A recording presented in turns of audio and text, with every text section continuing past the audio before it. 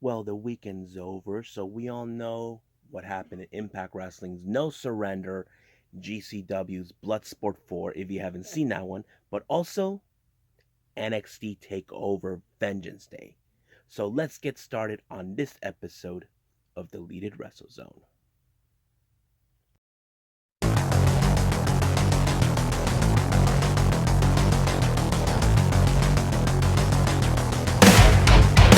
Are you ready? Get up, get up! Get up, get up! Get up, get up! Get up, get up! Get up, get up! Get up, get up!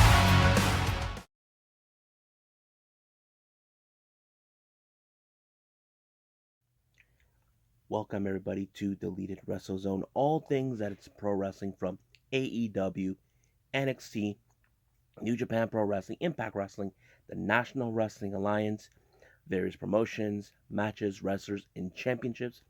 I'm your host, Jay, right here. Now, as you all know, the weekend is over, so we all know what you may or may not have seen. We're going to start out with Impact Wrestling No Surrender. As you know, this particular event is a very special one.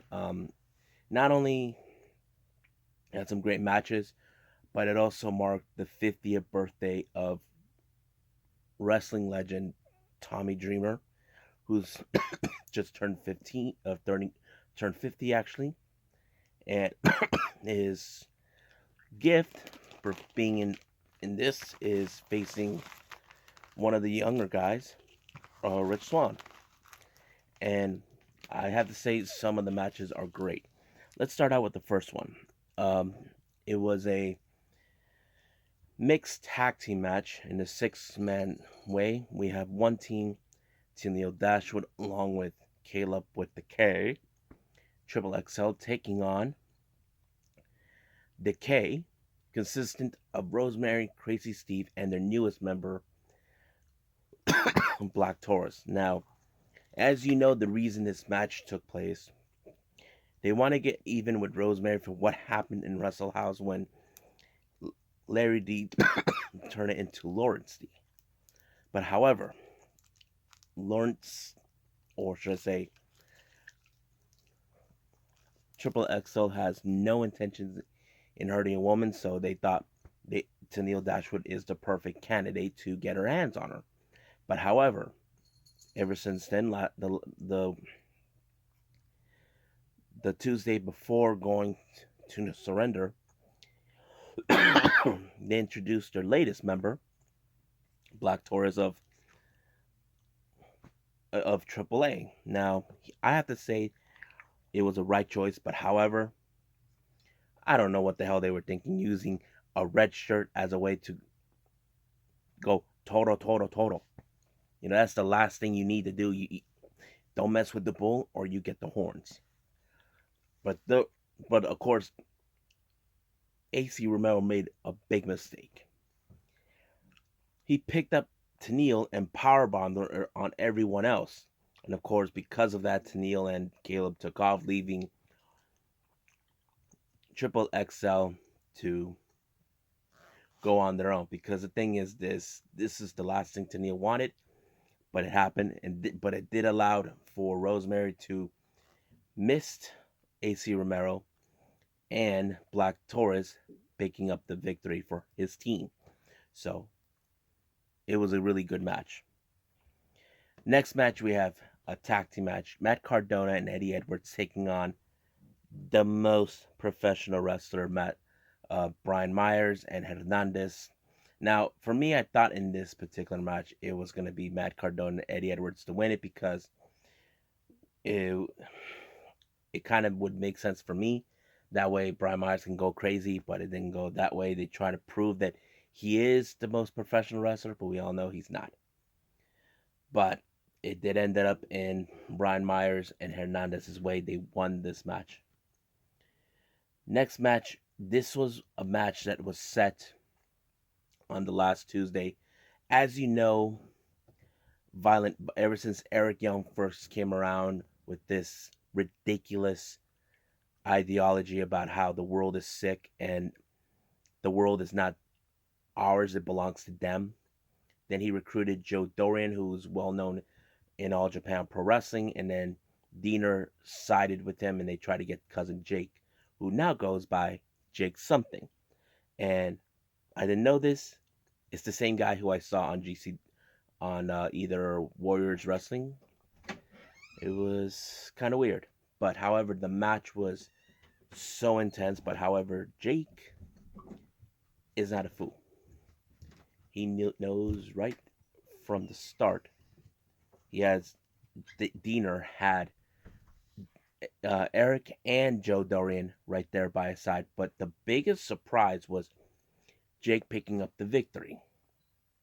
Don't know how he was able to survive it, but however, violent by design, don't take it too lightly. And they continue with their little phrase, the world is not theirs, it belongs to them. Believing that the business is sick, that it needs to be cleansed with the purity. Which, what purity? You bring violence, that's not purity. So it ended like that. Now we get to an interesting match, which is called the Triple Threat Revolver match. Now, if you guys don't know what this is, I didn't know what it was when this was booked. The Triple Threat Revolver match. 3 wrestlers will start out in the match, while 4 others will remain on the side watching. If one person in the triple threat gets eliminated, another one comes in. So let's go from who actually started and who went in. The first 3 individuals was Trey Miguel, Blake Christian, and Suicide. Now the first person who was eliminated in the first trio was Suicide, and then Chris Bay got in. Next person that was eliminated was Blake Christian, and then Davari comes in. But Davari was the next person to be eliminated. Then here comes Josh Alexander, the walking weapon. And then Chris Bay got eliminated. And then here comes Willie Mack. He got eliminated. And the final person was Ace Austin. Now, Trey Miguel was in it throughout the entire match. I would have assumed as a fan that Trey Miguel was going to win it, but it didn't. Now, you probably would say Trey should have won it, but however, there is the storyline that he's going to be involved in with Sami Callihan. I'm not sure if that's the case where they're like, okay, he has an opportunity to win a number 1 contendership for the X Division, which is one of the titles that he tried to get obtain, but he never did. But however, we'll see where they go with this, with Josh Alexander winning the match. Now, I don't consider him as an X.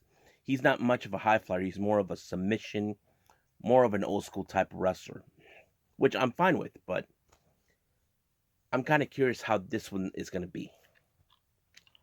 Next match is the Knockouts Tag Team Championship in a no DQ match. This was set up by Scott D'Amore trying to play mind games with Fire and Flavor, Kiera Hogan, and Tasha Steelz. This match was so interesting. This was Fire and Flavor's first title defense. Now, if you're a fan, you probably would have assumed right away that Havoc and Nevaeh would have won. I mean, to me, I would have loved to see them win it, but however, I think having Hogan and Steelz retain the titles would make sense because they're trying to establish themselves as the newer tag team wrestlers in Impact Wrestling for the Knockouts division. But the real question is who will be the next challengers.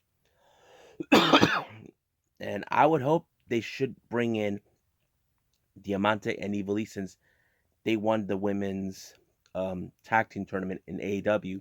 It would make more logical sense to me, but we'll see where they're going to go with it down the line.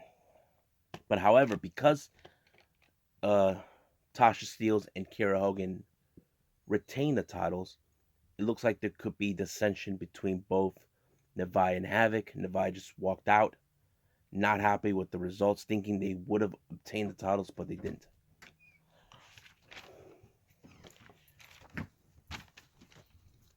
Next match is the X Division Championship This was a long story to begin with. We have Rohit Raju, who claims he's the best X Division champion ever. But in reality, he just climbed the ranks by trying to weasel his way out. Now, however, since TJP played these mind games with Rohit Raju, he decided no more. So he brought in an old friend of his, Shira, to back him up to ensure he wins back the X Division title. Now, you would have assumed, okay, now that Rohit Raju would have him by his side, he's going to win it. But however, it did not go exactly. Basically, Rohit accidentally took out Shira. I don't know how this friendship between them is going to go, but TJP retained the title. Now, this next match was set up by Susan. After what happened dealing with ODB, Susan had enough of these old wrestlers that, came in like Jazz and OBD. She thought she needs to do something about it. Now, Deanna Purrazzo and Kimberly did not agree with it. They did not want this, but it happened. Deanna, Kimber, you made the biggest mistake of your life. You wanted Su Yung gone, but instead you got someone who takes two things seriously. You should have known Susan was going to take things seriously. You brought that upon yourselves. No one else to blame but yourself, since you wanted Su Yung gone. Oh, by the way, this whole thing with Susan may not last forever. But however, the match was to me, I wasn't that much hype, but however, the result of it would make sense because you got two of the most well recognized women in all of wrestling, like Jazz. She's been women's champion in WWE, NWA women's champion. ODB, well known in the Impact, TNA, all the way to Impact as a Knockouts and a Knockouts tag team champion. That's how legendary goes. But they won their match. Now we get to the tag team match for the Impact World Tag Team titles between James Storm, Chris Sabian versus Private Party versus the Good Brothers. This match was set up last Tuesday, all thanks to Private Party in getting in the way. So anything could happen in this match. Now, the Good Brothers don't have to be pinned in this match. But however, somehow the Good Brothers were able to retain the titles, and basically it was a big disappointment for guys from AEW to not win these titles, but it is what it is. Now we go to the main event for the Impact World title between Tommy Dreamer and champion Rich Swann. Now, I wasn't sure this is how this was going to be, but it was so amazing how it went. No holdbacks. They went full blown, balls to the walls. Great match, but however, Rich Swann retained the title. I have to say, there was no holdbacks. Rich Swann gave it his all, so did Tommy Dreamer. That shows a respect of two wrestlers, the young and the new. But however, the party ended too soon with the sudden appearance of Moose, who claims he's the real world champion. Now, this is the way I see it. Don Callis will not tolerate a guy like Moose saying that he's the real world champion. No, Don Callis has a different mentality than what Moose thinks. Has Moose went to Japan? Nope. Does he have more titles in his belt? Nope. The TNA title doesn't mean, but it is. So he thinks that he wants this title. He's tired that Impact is not giving him that he's taking it serious with the TNA title. It doesn't even exist, but he acts like it does. But we'll see when that match between Moose and Swann will take place. So let's move on with GCW.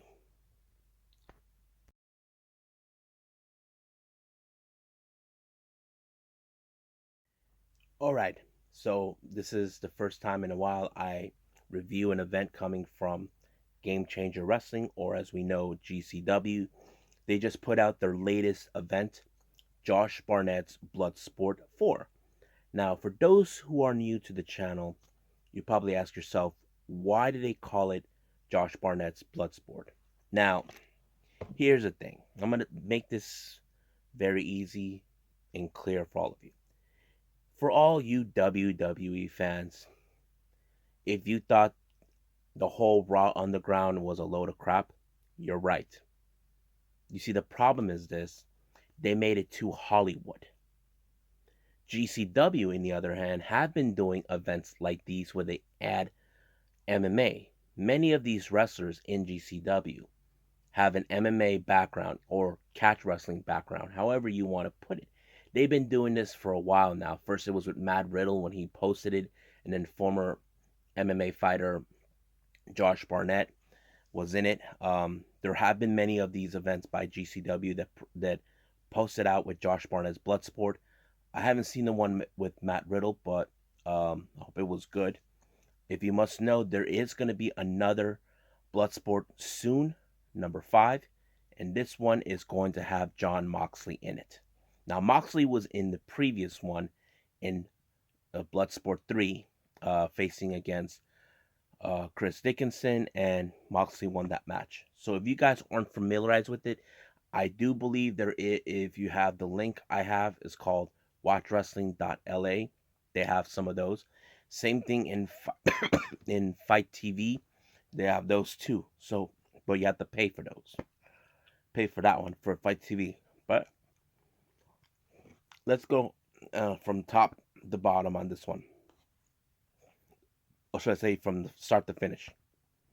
First match, Diego Perez versus Gil Guardado. I don't know who that guy is. I'm not familiarized with this guy, but match was kind of very interesting. It ended with Diego applying with the little headlock. You know, the part where you got the guy's head, trying to squeeze it, and it kind of tap out. So Diego Perez won by a submission. Now, I forgot to mention the rules. If you guys are new to this channel, there's only two ways to win this match, either by knockout or submission, or they were being counted out of the ring.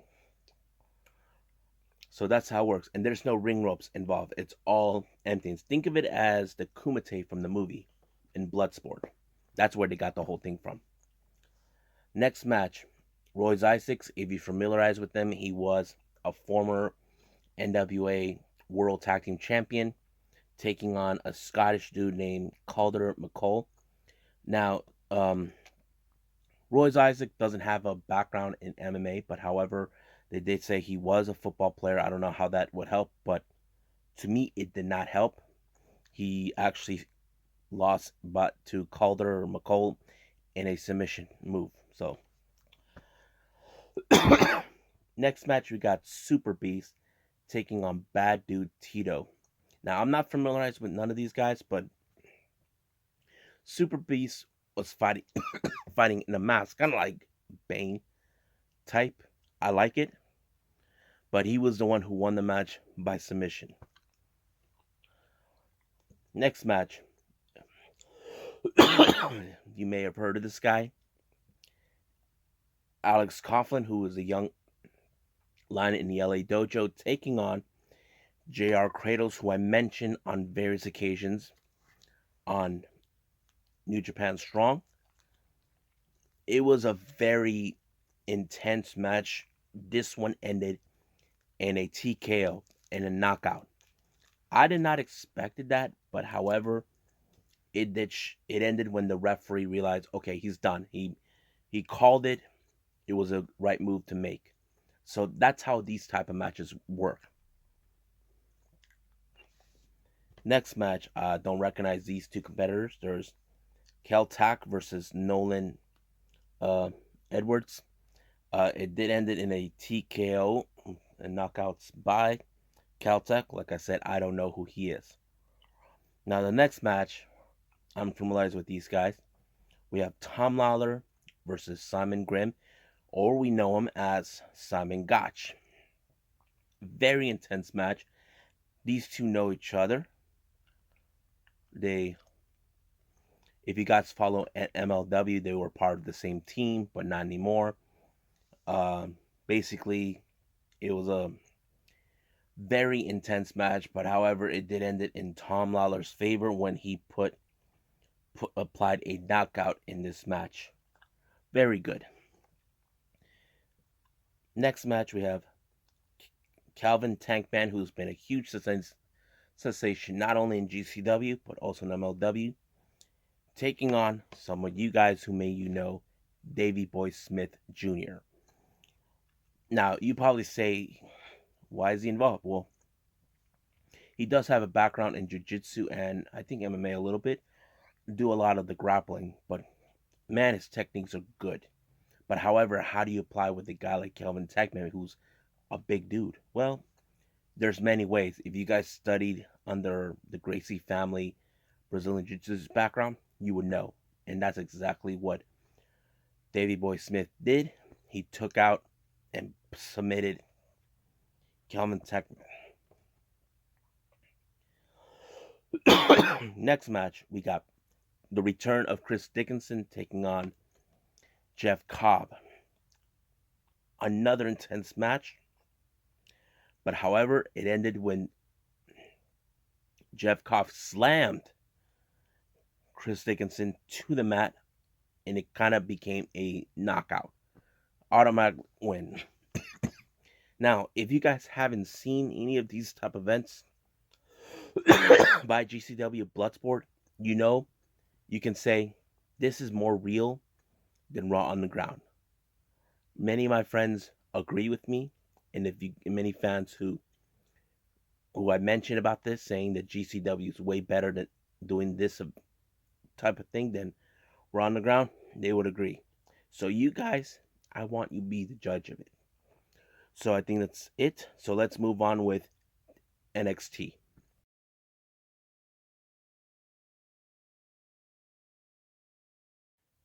All right, so we got NXT Takeover Vengeance Day. What an amazing event! They had two of the finals for men's and women's of the Dusty Rhodes Classics. We had about 3 championship matches involved. So let's go from start to finish. First match is the women's Dusty Rhodes Tag Team Classic between first team Raquel Gonzalez and Dakota Kai taking on Ember Moon and Shotzi Blackheart. I was like completely biased on this one, who was going to win. Now, either one, but however, due to this match, William Regal notified them on when Raquel Gonzalez and Dakota Kai they were announced that whoever wins this match will get an opportunity for the WWE Women's Tag Team titles that are currently being held by Shayna Baszler and Nia Jax. But match was great. Don't get me wrong, really great. It was still unclear who was going to win, but it did happen. The winners are, in the first ever Women's Dusty Rhodes Tag Team Classic, is Raquel Gonzalez and Dakota Kai. So we will see them facing for the women's tag team titles. We don't know when or when it's going to happen. I'm excited to see how's it going to be. Next match is for the North American title. We had already Kushida in the ring, but however, the way we're celebrating, thinking they had everything under control, but however, while they were on the way to the ring, Austin Theory was kidnapped by none other than Dex Loomis. Now, when they were already in the stage, having the little moment, they didn't realize that Austin Theory was nowhere to be found. But because of that, throughout the entire duration, the way was not interfering. It became a straight up match. Great recovers, great kickouts where you don't know which one is going to take the victory. And that is always one of the exciting matches, especially with guys like Kushida and Johnny Gargano. And it's really amazing. But however, because there was no help from the No Way, somehow Johnny Gargano retained the title. But the real question is, what happened to Austin Theory? I don't know. But does this mean Dexter Lumis wants to get a shot at the title? I don't know. We'll see what happens after that. Next match, this one is the men's Dusty Rhodes Tag Team Classic. We got MSK and Grizzled Young Veterans. Now, if you guys recall, Grizzled Young Veterans last year were close. They lost to an unorthodox team who just paired up. I'm talking about Matt Riddle, who's currently on Raw, and his partner at the time was Pete Dunne. And this time, Grizzled Young Veterans are trying to put the entire tag team division on NXT on notice. But it's, however, they're facing against the underdogs, the new boys on the block, MSK. This match was so unbelievably good. I say it's one of the best ones I've seen so far. Seeing MSK making a name for themselves, that kind of makes more sense to me. I was like, hands down, the best match. But however, who won this match? It's the underdogs, the newcomers, MSK. So that means they will get a shot of the NXT tag team titles currently being held by Oney Lorcan and Danny Burch. Next match is a triple threat match for the NXT women's title. We have Toni Storm, Mercedes Martinez, and our current champion, Io Shirai. Now, keep in mind, Io Shirai doesn't need to be pinned, but however, each of these women have an agenda. Toni Storm has been one of those women that reminded people of her history. She defeated Rhea Ripley, stripping her of the NXT UK title. She beat Io Shirai in the Mae Young Classic. Basically, try to be the first of everything. But however, it's still unclear how this was going to go. Now, like I said, Io Shirai doesn't need to be pinned. Because in a technicality, she did not lose the match if she wasn't pinned. But however, Io Shirai did say her only problem is maintaining the title. And that's one of the things that kind of makes more sense. So I'm pretty much happy that Io Shirai retained the title. I was like hoping that's the case. Great match too. Now let's get to the main event for the NXT Championship between Finn Balor and Pete Dunne. This match was like one of those matches similar as Kyle O'Reilly, where he wanted to challenge Finn Balor when he was known as Prince Devitt or whatever he was back before signing with WWE. It kind of went in that direction. But however, Pete Dunne hurt his hands, trying to break his fingers. You weren't sure. Basically, it could have gone either way in Pete Dunne's favor. But it did not end it that way. It ended with Finn Balor applying not only the coup de grace, but 1916, making it to take him out. But however, while he was leaving, he was attacked by Lorcan and Burch once again, trying to take him out to make him pay for retaining the title. But however, you got Undisputed Era showing up. Now, I don't know what was all about, but it seems like maybe Finn Balor was about to be an alliance. Then all of a sudden, something happened. Adam Cole super kicked Finn Balor. It was like, what the hell? And then he did that to O'Reilly. So Roderick Strong didn't know what to do. I don't even know what Bobby Fish is thinking. But Pat McAfee is funny, laughing at this.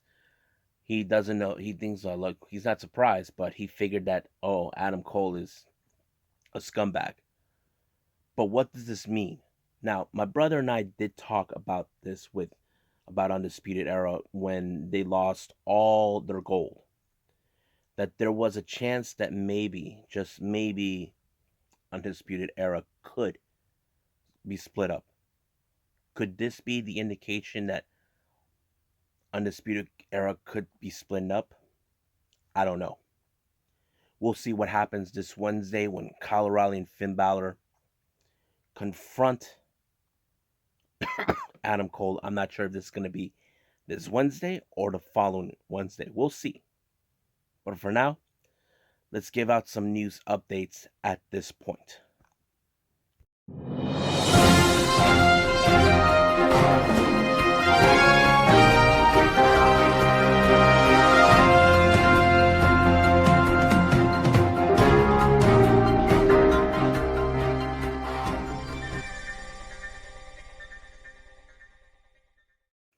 All right, guys. So here's the news updates going on in the wrestling world. What was it? I think it was this past Saturday or Friday. The Mexican wrestling world lost a very well-respected wrestler in the hardcore wrestling scene named Ovet. I've seen this guy many times over on YouTube. Very hardcore guy. There was a documentary about him and several members of the promotion DTU, Desastre Total Otra Varianta.